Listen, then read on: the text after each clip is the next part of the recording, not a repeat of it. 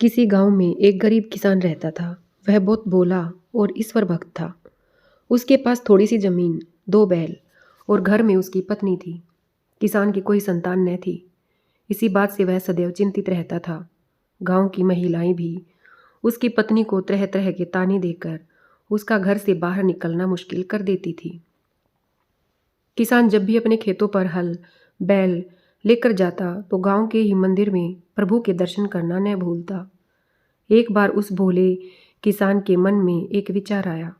उसने अपने विचार से अपनी पत्नी को भी अवगत कराया और दोनों की सहमति होने पर वह अगले दिन मंदिर के पुजारी जी के पास जा पहुंचे। उसने पुजारी जी से कहा कि पुजारी जी, आप तो भगवान के सबसे निकट हैं। हमेशा से आप उनकी पूजा करते आए हैं। आपको तो ईश्वर के दर्शन होते ही रहते होंगे। आप मेरी प्रार्थना उन तक पहुंचा दीजिए।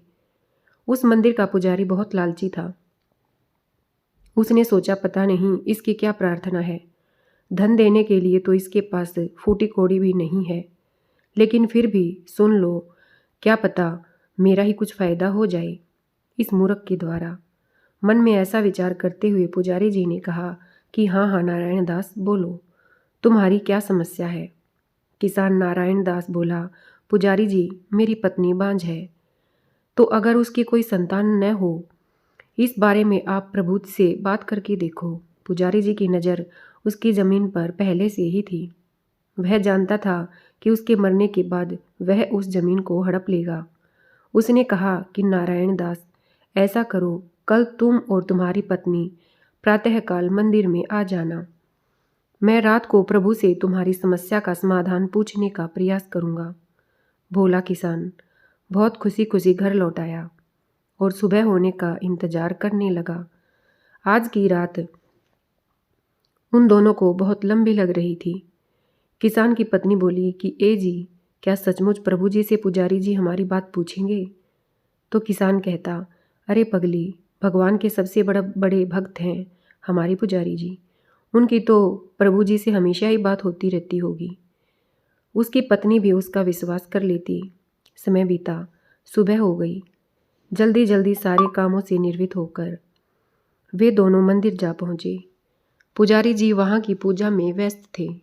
थोड़ी देर बाद जब पुजारी जी पूजा संपन्न कर चुके तो उन्होंने देखा कि किसान और उसकी पत्नी खड़े हैं। वह बोला, अरे नारायण दास, बैठो और अपनी पत्नी का घूंघट ऊंचा कराओ। प्रभु से क्या पर्दा, प्रभु तो सब देखते और जानते हैं। पुजारी जी की आज्ञा पाकर किसान ने अपनी पत्नी का घूंघट हटवा दिया। पुजारी जी उनके सामने बैठ गई। जैसे ही पुजारी जी की नज़र किसान की पत्नी से मिली, पुजारी जी के मन में लड्डू फूटने लगे। उसका ईमान डोलने लगा। वह सोचने लगा, लगता है प्रभु मुझ पर कुछ ज़्यादा ही मेहरबान है। अब मैं इसे ऐसी तरकीब बताऊंगा कि इसकी जोरू और ज़मीन मेरी हो जाएगी। कहते हैं ईश्वर तो सर्वव्यापी है। सो वह पुजारी के पवित्र स्थान पर बैठकर नापाक इरादों को सुन रहा था। प्रभु ने सोचा, पहले तू नीचे गिर, मैं भी देखता हूँ कि तू कितना नीचे गिरेगा। कर्मों का हिसाब तो मैं बाद में करूँगा। पुजारी ने किसान से कहा, नारायण दास, रात को जब मैंने प्रभु को प्रसन्न किया तो वह मेरे समक्ष आकर बोले कि वत्स, किसान से कहना कि वह पहले अपनी परीक्षा देकर मुझे प्रसन्न करे, तब मैं उसकी प्रार्थना सुनूंगा। भोला किसान उसके नापाक इरादों को भाप न सका। वह उत्सुकतावश बोला, बोलिए पुजारी जी, जल्दी कहिए, मुझे प्रभु के लिए कौन सी परीक्षा देनी होगी। पुजारी बोला, नारायण दास, बहुत ही कठिन परीक्षा है। उसमें तुम्हारी जान जाने का खतरा भी है। मुझे लगता है कि तुम रहने दो, तुमसे यह सब ना हो सकेगा। वह यह सब किसान को उकसाने के लिए कह रहा था। जब किसान ने उससे जिद की तो पुजारी बोला, नारायण दास सुनो, यह मेरा नहीं प्रभु का आदेश है कि तुम अपने हल को साफ सुथरा करके आने वाली अमावस्या को अर्धरात्रि के बाद प्रथम पहर यानी 2 से 3 बजे शुभ बेला में अपने साथ कुछ पुष्प, रोली, चावल लेकर गांव से बाहर वाले बाग में पीपल के पेड़ के पास पहुंच जाना। वहां उस हल को जमीन में इस प्रकार गड़ाना कि उसका लकड़ी वाला हिस्सा जमीन के अंदर और लोहे वाला हिस्सा, जिससे जमीन की मिट्टी पलट जाती है, वह ऊपर की ओर रहे। फिर उस लोहे वाले हिस्से पर रोली का तिलक लगाकर थोड़े चावल समर्पित करके उस पर पुष्प चढ़ा देना और प्रार्थना करना कि हे प्रभु, मेरी पूजा से प्रसन्न होकर मुझे दर्शन दीजिए। फिर उस पीपल के पेड़ पर चढ़कर अपने वस्त्र उतार देना और केवल अधो वस्त्र धारण किए रहना। उसके बाद अपने पेट को जमीन की ओर करते हुए पेट के बल हल के उस लोहे वाले हिस्से के ऊपर गिर जाना। अगर प्रभु प्रसन्न हो गए तो तुम्हारे सारे कष्टों का निवारण कर देंगे। यह बात जब किसान की पत्नी ने सुनी, वह जोर से चिल्लाई, नहीं स्वामी, तुम आगे कुछ कह पाती कि पुजारी ने उसका हाथ अपने दोनों हाथों से थाम लिया। उसको सहलाकर कुछ दबाते हुए बोला, अरे पगली, तू कैसी भारतीय नारी है जो पति को ईश्वर दर्शन से रोकना चाहती है। तू नहीं जानती तू कितना बड़ा पाप कर रही है। पत्नी का तो धर्म है कि पति के नेक कार्य में भागीदार बने, और तू लेकिन अगर इन्हें कुछ हो गया तो पुजारी जी, किसान की पत्नी ने पूछा। अरे पगली, इसे कुछ न होगा, इसे तो प्रभु के दर्शन होंगे, और अगर कुछ ऐसा वैसा हुआ तो हम लोग हैं ना तेरी मदद के लिए। पुजारी किसान के सामने उसकी पत्नी का हाथ अपने हाथों में थामे उसे सहला सहला कर दबाते हुए यह बातें करता रहा, और बेचारा किसान प्रभु दर्शन की आस में अनजान बना बैठा देखता रहा। कहते हैं स्त्रियां अपनी आबरू पर आने वाले संकट को बहुत जल्दी भांप लेती हैं। वह भी पुजारी के नापाक इरादों को भांप चुकी थी। तभी किसान की पत्नी ने जोर से अपना हाथ उसके हाथों से खींचकर साड़ी में छुपाने का प्रयास किया। अब किसान और उसकी पत्नी मंदिर से उठकर वापस घर लौट आए। किसान को अब आने वाली अमावस्या का इंतजार था। उसकी पत्नी उसे इस कार्य को करने के लिए न कहती, लेकिन वह उसकी बात अनसुनी कर देता।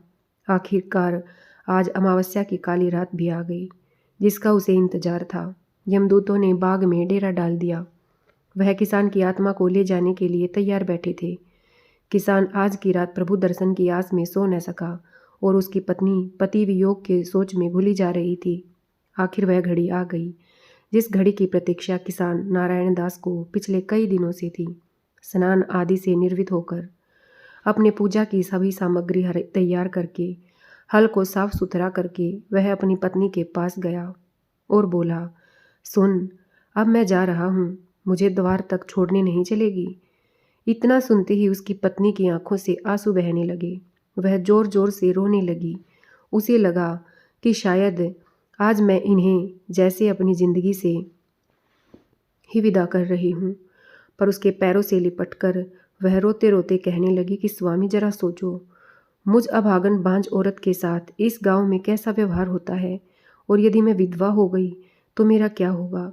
मैं तो जीते जी मर जाऊंगी। यह दुनिया मुझे जीने नहीं देगी। अभी तो आप हैं जो मेरी रक्षा करते हैं, और फिर तो यह गिद्ध मुझे अबला को नोच नोच कर खा जाएंगे। स्वामी, मेरी बात समझो, इस प्रण को त्याग दो। मुझे संतान नहीं चाहिए। मेरे लिए तो मेरा सुहाग ही काफ़ी है। कुछ तो सोचो, कुछ तो बोलो। किसान शांत भाव से बुत बना सब सुनता रहा। उसने आज तक अपनी पत्नी की ऐसी हालत कभी न देखी थी।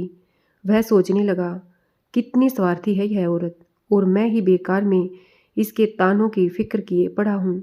फिर एक पल रुक कर उसने सोचा, नहीं नारायण दास, यह पत्नी तुझसे कितना प्रेम करती है। अपने सुहाग के आगे उसे कुछ और मंजूर नहीं, लेकिन मेरा भी तो अपनी पत्नी के लिए कुछ कर्तव्य है कि सारे कर्तव्य उसी को निभानी है।